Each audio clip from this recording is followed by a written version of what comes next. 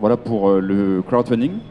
On est passé un peu vite, si vous avez besoin de précision, notre stand est juste à côté et on vous donnera nos coordonnées à la fin, n'hésitez pas à nous contacter. Je vous laisse la parole sur les GFV. Oui, alors, Directement le cas concret peut-être. GFV, donc groupement foncier agricole mais viticole, donc W. Alors un exemple concret qui étaye bien l'intérêt que peut avoir cette logique-là. Donc la logique du GFA investisseur, c'est je veux financer une acquisition foncière que je ne peux pas moi-même porter. Donc là, c'est le cas très concret qui a été rencontré sur cette propriété qu'on a accompagnée à Margaux, qui est une propriété familiale, qui avait un bail en cours depuis fort longtemps et dont le bailleur, voulant résoudre des problématiques de succession et faire des lots entre ses enfants, a dit je voudrais transformer ce foncier en trésorerie pour le donner à mes enfants. Et compte tenu du caractère assez prestigieux de l'appellation communale concernée, eh bien, il a fallu imaginer à traiter la problématique de comment est-ce que cette chose-là peut être financée. La valeur du foncier en Margaux, à l'époque, c'était 1,3 million d'euros. C'est sûrement déjà plus aujourd'hui. Donc, une difficulté concrète pour le domaine qui n'avait pas la capacité financière d'acheter à ce prix-là. D'où solution, création d'un GFA investisseur qui, lui, portant ses terres, a levé un certain nombre de fonds auprès d'investisseurs privés.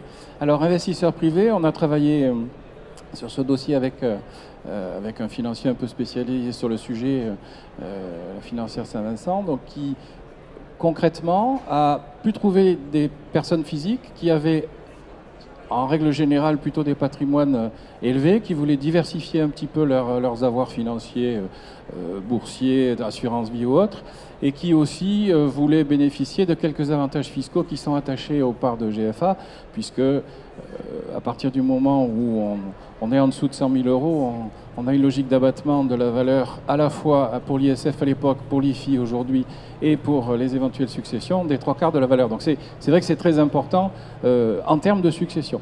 Et ça se mêle à un investissement plaisir, puisque l'essentiel du fermage perçu par ce propriétaire foncier va être versé en nature, et l'Assemblée générale du GFV décidant chaque année de distribuer ce qu'elle a perçu en nature aux personnes physiques associées dans le GFA. Donc en fait, on a un investissement sur lequel il peut y avoir une vraie spéculation foncière sur l'évolution du prix. Alors c'est un investissement à très long terme, parce que ces terres, elles sont données à bail à 25 ans. Pourquoi à 25 ans? C'est parce qu'au bout des 25 ans, il y a une faculté prévue dans le bail de départ de résiliation. C'est-à-dire qu'effectivement, au bout de 25 ans, l'exploitant n'est pas certain qu'il va pouvoir continuer à exploiter. L'investisseur, par contre, sait qu'au bout de 25 ans, la liquidité de la terre va devenir meilleure, parce qu'effectivement, il n'y aura plus de fermiers attachés à cette terre. Et il va avoir, pendant toute la durée de fonctionnement de vie du GFA, là en l'occurrence, le schéma c'était, vous le voyez, 3 millions, un peu plus de 3 millions d'euros avec 53 investisseurs. Donc vous faites la division rapidement, c'était des montants unitaires importants. Et on peut citer un exemple amusant dans cette situation, c'est qu'il y a une dame assez âgée qui avait investi de façon un peu plus importante en disant, de toute façon, j'ai investi pour mes 6 petits-enfants parce que je le leur donnerai. Et donc elle avait souscrit 6 ensembles de parts. Le ticket habituel et moyen sur ce genre d'opération étant en règle générale un minimum de 50 000 euros. Donc ces gens-là, aujourd'hui, ont 30 bouteilles chaque année, viennent participer à l'Assemblée générale, sont partie prenante de la vie de la propriété, sont des ambassadeurs, ils ont des réseaux de relations intéressants, donc on rejoint d'une autre façon la logique qu'on avait trouvée aussi à travers le crowdfunding, à travers le don, c'est qu'on fabrique une communauté de gens qui sont attachés de façon un peu plus viscérale à une propriété viticole. J'insiste sur un point que vous avez cité qui est très important, c'est la liquidité à long terme. On parle de 25 ans. Donc pour les détails sur les GFV, je vous invite à consulter le livre bleu sur le crowdfunding, le rouge. Mais cette notion de liquidité est très importante, parce que sur le projet précédent qu'on voyait, Château Clarisse à Puisseguin, c'est un horizon de liquidité à 4 ans. Au bout de 4 ans, la personne récupère son argent. Donc c'est beaucoup plus court terme. Ça intéresse certains investisseurs. Il y a d'autres avantages sur le GFV. Donc selon le projet, il faudra s'orienter vers telle ou telle forme de crowdfunding. Je vais prendre un exemple d'investisseur direct qu'on a fait rentrer dans... J'en ai pris plusieurs, mais on va en prendre qu'un seul. C'est une société d'exploitation en Bourgogne, dont le vigneron est actionnaire majoritaire. Il avait déjà quelques minoritaires au capital. Il a des baux, soit parfois directement avec la société d'exploitation, avec les propriétaires, soit via l'intermédiaire d'un GFV, donc exactement comme vous l'avez expliqué, soit parfois le vigneron lui-même a des baux qu'il met à disposition à sa société. Ça, c'est un point important parce que dans la valorisation des baux, qui ont une valeur, hein, en Bourgogne, c'est très difficile d'avoir des baux, donc on valorise les baux. Nous, quand on fait les audits pour valoriser le domaine, on va valoriser les baux qui sont en direct avec la société d'exploitation, le bail que le vigneron a lui-même avec d'autres propriétaires, on le valorise à 0. Parce qu'en fait, il peut partir avec.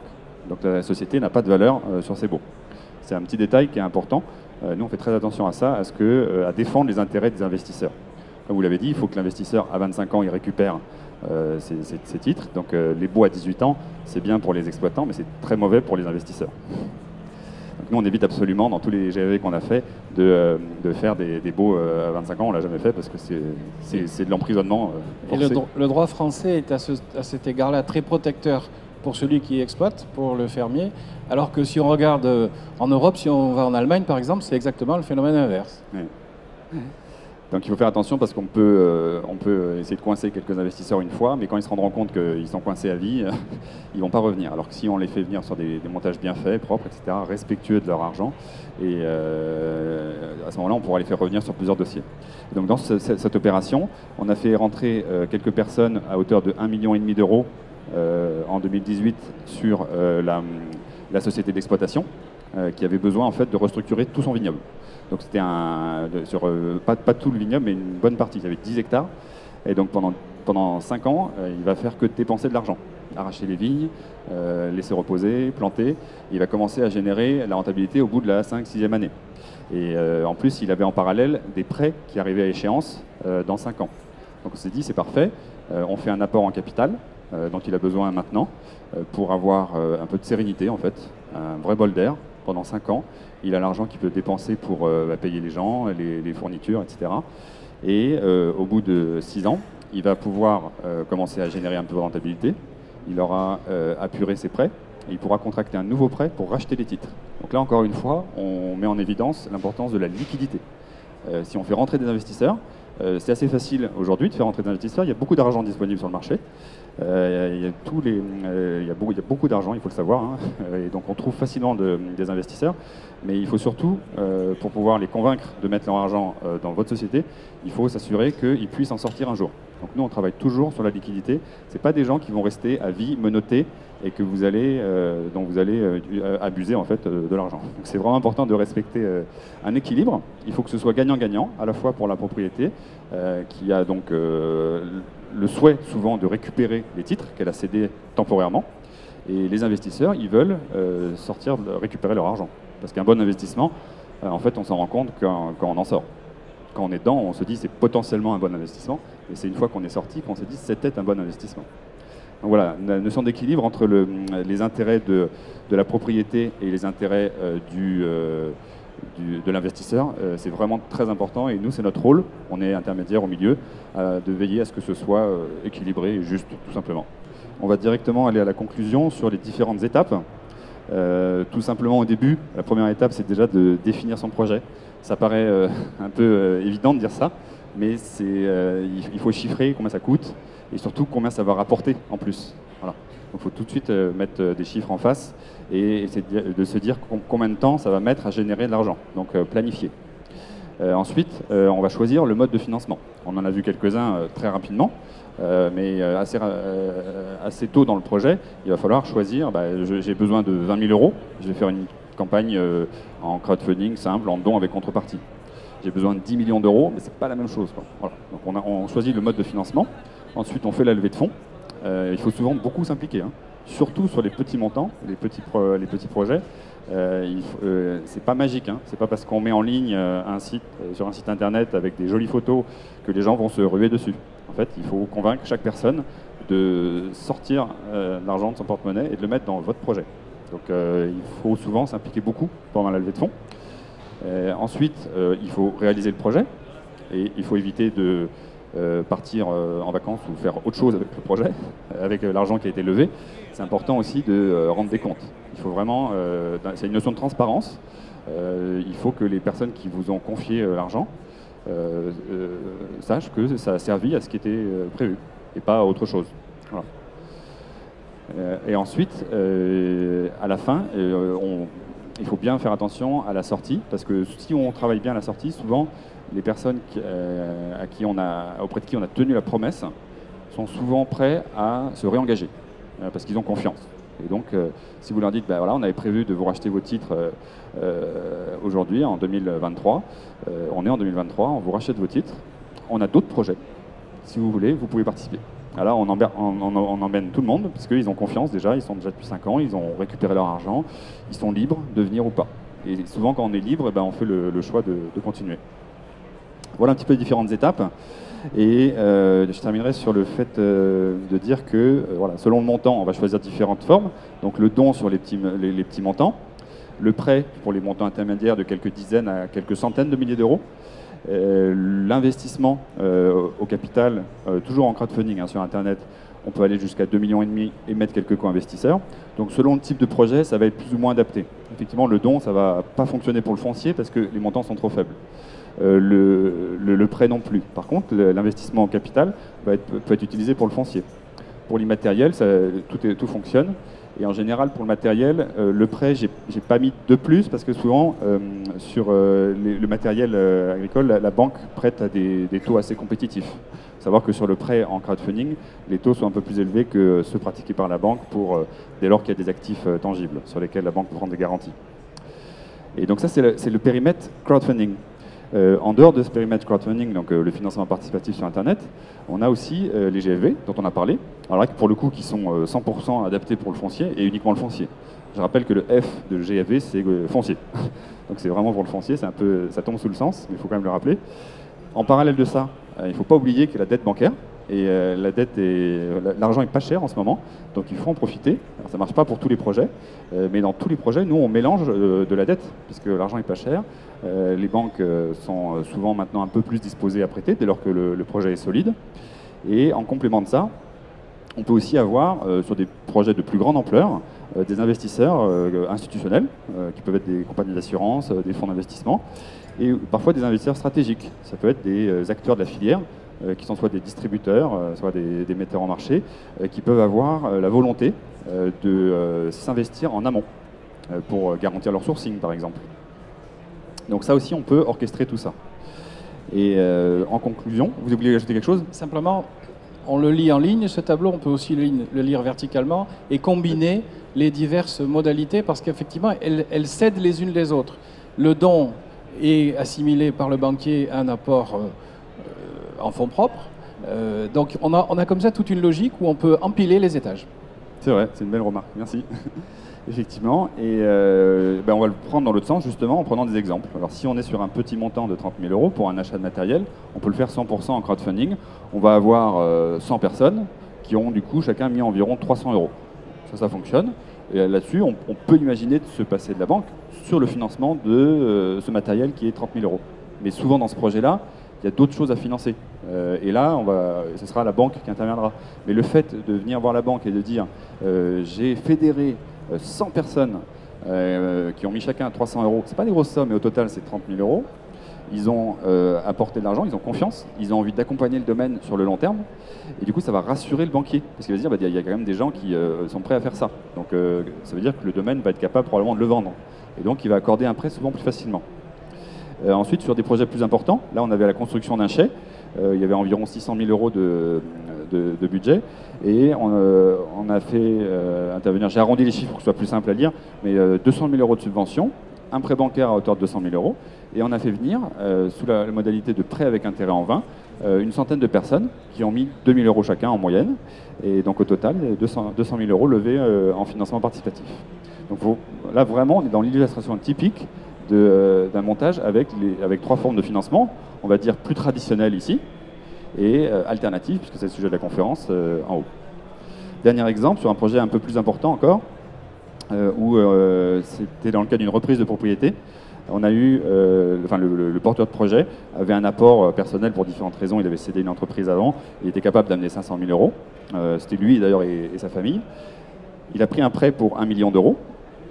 On a fait venir une centaine de petits investisseurs, entre guillemets, qui ont mis 5 000 euros chacun. Et eux, typiquement, ils ont eu des avantages fiscaux à l'investissement. Donc 500 000 euros. Et ensuite, on est allé chercher via nos réseaux dans les banques privées, dans les family office, donc des investisseurs patrimoniaux qui ont des gros montants à investir. Et on en a eu besoin de 5 personnes pour réunir 1 million d'euros. C'est pas du tout le même ticket. Vous voyez, 500 000 euros avec 100 personnes, c'est des petits tickets à 5 000 euros. Sur 1 million d'euros, c'est des plus gros tickets à 200 000 euros. Donc là, typiquement, c'est pas des gens qui sont très riches, qui débordent d'argent, qui le jettent par la fenêtre. C'est des gens qui ont cédé leur entreprise, souvent, et qui ont généré une plus-value à la cession. Et ils doivent réinvestir dans des entreprises pour éviter d'être trop fiscalisés sur cette somme. Et souvent, c'est des entrepreneurs passionnés qui sont très contents d'accompagner un projet entrepreneurial et de prêter comme ça des sommes. Alors s'il a 1 million à placer, il va peut-être investir dans 5 entreprises différentes et mettre 200 000 à chaque fois. C'est vraiment des tickets qui paraissent élevés, mais on a beaucoup de personnes avec les baby boomers qui ont cédé leur entreprise, qui se retrouvent à la cession avec des sommes souvent importantes à investir. Et souvent, ils sont passionnés de vin. Donc quand on leur propose des beaux projets bien structurés, avec un horizon de sortie, une liquidité, on arrive à les convaincre et à mettre des tickets assez importants, 200 000 euros. Donc voilà, là c'est vraiment les différentes formes de financement traditionnelles, on va dire, alternatives au sens financement participatif, et alternatives encore les investisseurs étrangers, on va dire pas forcément étrangers de la France, mais étrangers au monde du vin. C'est quand même assez nouveau, je pense, dans le monde du vin, d'arriver à fédérer ça. Voilà, donc nous c'est notre rôle d'essayer d'expliquer à tout le monde, à la fois aux vignerons comment ça fonctionne, et également aux investisseurs, de leur montrer qu'en fait ils ne sont pas menottés à vie et que c'est un investissement qui est intéressant pour eux. Vous voulez ajouter quelque chose, Bruno? Alors, je voulais simplement dire que dans les barriques, il y a une part des anges qui s'envolent, mais quand des investisseurs de ce genre arrivent, ce sont des business angels. Voilà. Merci pour ce mot de conclusion. On vous laisse nos coordonnées. On est disponible pour toute précision, n'hésitez pas. Je rappelle que ces petits bouquins aux éditions Ferré, à 9,90 € en plus, ça reste assez accessible. Détail, et c'est vraiment écrit pour les professionnels du vin, donc c'est très facile à lire, c'est pas du tout pour les financiers, au contraire c'est rendu accessible avec 10 études de cas. Et si vous voulez, on a un stand qui est juste derrière, si vous avez des questions pour approfondir sur votre projet, n'hésitez pas à venir nous voir. Tiens, en guise de seconde conclusion, toute cette logique de financement alternatif, crowdfunding, on est dans une logique qui est extrêmement pertinente quand on veut communiquer. Donc quand c'est un homme de chiffres qui vous dit ça. C'est vrai, oui. C'est à la fois une opération de financement et c'est aussi une opération de communication. Communication, effectivement, au moment où on fait la levée de fonds, parce que du coup, il faut communiquer, il faut que le maximum de monde en parle, dans votre entourage, l'entourage de votre entourage, le grand public. Ça donne de la visibilité au moment de la levée de fonds. Mais effectivement, c'est la communication ensuite qui doit être poursuivie sur le long terme. Parce que chaque année, dans les modèles où on reçoit du vin chaque année, rien n'interdit à la propriété de faire une offre spéciale pour les gens qui ont contribué, les actionnaires. Alors envoyer une petite offre spéciale en disant, bah voilà, en tant que financeur, vous avez contribué, vous allez recevoir automatiquement une caisse de vin. Si vous voulez, je vous en mets une deuxième avec les frais de port offerts. Et comme ça, le domaine vend plus de vin. Donc il communique. Et donc, il a des ambassadeurs. Tous ces personnes-là qui reçoivent le vin, quand ils le partagent autour d'eux avec leurs amis, ils disent j'ai investi dans ce domaine, ou j'ai contribué à une campagne de crowdfunding parce qu'ils voulaient se convertir au bio, parce qu'ils voulaient créer une vigne pédagogique, ou j'ai investi, je suis actionnaire de ce domaine.